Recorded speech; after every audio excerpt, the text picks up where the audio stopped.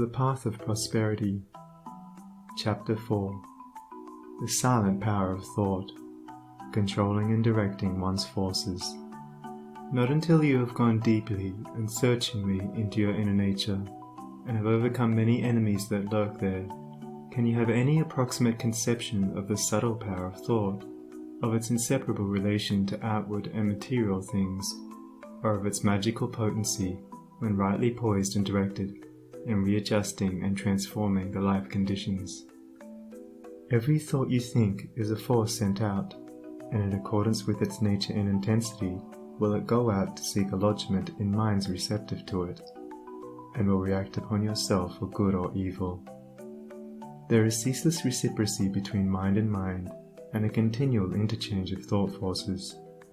Selfish and disturbing thoughts are so many malignant and destructive forces, messengers of evil, sent out to stimulate and augment the evil in other minds, which in turn send them back upon you with added power.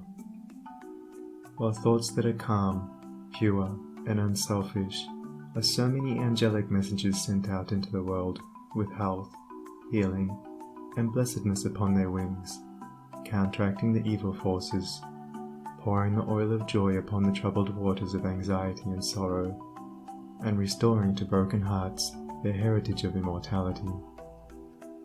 Think good thoughts, and they will quickly become actualized in your outward life in the form of good conditions.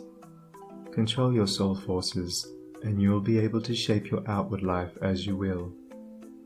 The difference between a savior and a sinner is this, that the one has a perfect control of all the forces within him, the other is dominated and controlled by them. There is absolutely no other way to true power and abiding peace but by self-control, self-government, self-purification. To be at the mercy of your disposition is to be impotent, unhappy, and of little real use in the world. The conquest of your petty likes and dislikes, your capricious loves and hates, your fits of anger, suspicion, jealousy, and all the changing moods to which you are more or less helplessly subject. This is the task you have before you if you would weave into the web of life the golden threads of happiness and prosperity. Insofar as you are enslaved by the changing moods within you, you will need to depend upon others and upon outward aids as you walk through life. If you would walk firmly and securely and would accomplish any achievement, you must learn to rise above and control all such disturbing and retarding vibrations. You must daily practice the habit of putting your mind at rest, going into the silence, as it is commonly called. This is a method of replacing a troubled thought with one of peace, a thought of weakness with one of strength. Until you succeed in doing this, you cannot hope to direct your mental forces upon the problems and pursuits of life with any appreciable measure of success. It is a process of diverting one's scattered forces into one powerful channel. Just as a useless marsh may be converted into a field of golden corn or a fruitful garden by draining and directing the scattered and harmful streams into one well-cut channel, so he who acquires calmness and subdues and directs the thought currents within himself saves his soul and fructifies his heart and life. As you succeed in gaining mastery over your impulses and thoughts, you will begin to feel, growing up within you, a new and silent power, and a settled feeling of composure and strength will remain with you. Your latent powers will begin to unfold themselves, and whereas formerly your efforts were weak and ineffectual, you will now be able to work with that calm confidence which commands success. And along with this new power and strength, there will be awakened within you that interior illumination known as intuition, and you will walk no longer in darkness and speculation, but in light and certainty. With the development of this soul vision, judgment and mental penetration will be incalculably increased, and there will evolve within you that prophetic vision by the aid of which you will be able to sense coming events and to forecast, with remarkable accuracy, the results of your efforts. And in just the measure that you alter from within, will your outlook upon life alter. and as you alter your mental attitude towards others, they will alter in their attitude and conduct toward you. As you rise above the lower, debilitating, and destructive thought forces, you will come in contact with the positive, strengthening, and upbuilding currents generated by strong, pure, and noble minds. Your happiness will be immeasurably intensified, and you will begin to realize the joy, strength, and power which are born only of self-mastery. And this joy, strength, and power will be continually radiating from you, and without any effort on your part, nay, though you are utterly unconscious of it, strong people will be drawn toward you, influence will be put into your hands, and in accordance with your altered thought world, will outward events shape themselves.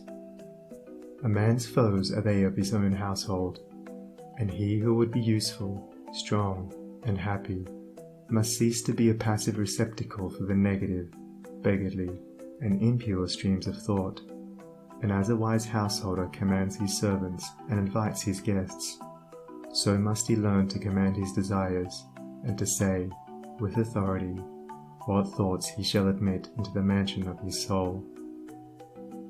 Even a very partial success in self-mastery adds greatly to one's power, and he who succeeds in perfecting this divine accomplishment enters into possession of undreamed-of wisdom and inward strength and peace, and realizes that all the forces of the universe aid and protect his footsteps who is master of his soul.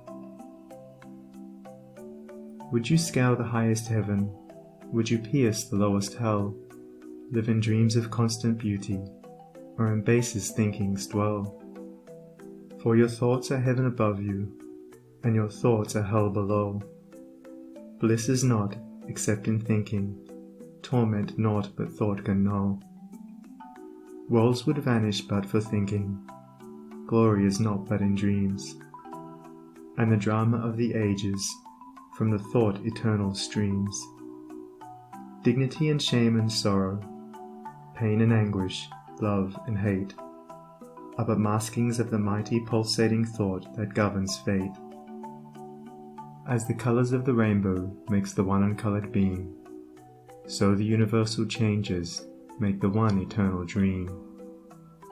And the dream is all within you, and the dreamer waiteth long for the morning to awake him to the living thought and strong, that shall make the ideal real, make to vanish dreams of hell, in the highest, holiest heaven, where the pure and perfect dwell. Evil is the thought that thinks it, good the thought that makes it so. Light and darkness, sin and pureness, likewise out of thinking grow. Dwell in thought upon the grandest, and the grandest you shall see. Fix your mind upon the highest, and the highest you shall be. Thank you for watching this video. Don't forget to subscribe, share and like it. Tell me in the comments how did you like it? See you on the next video.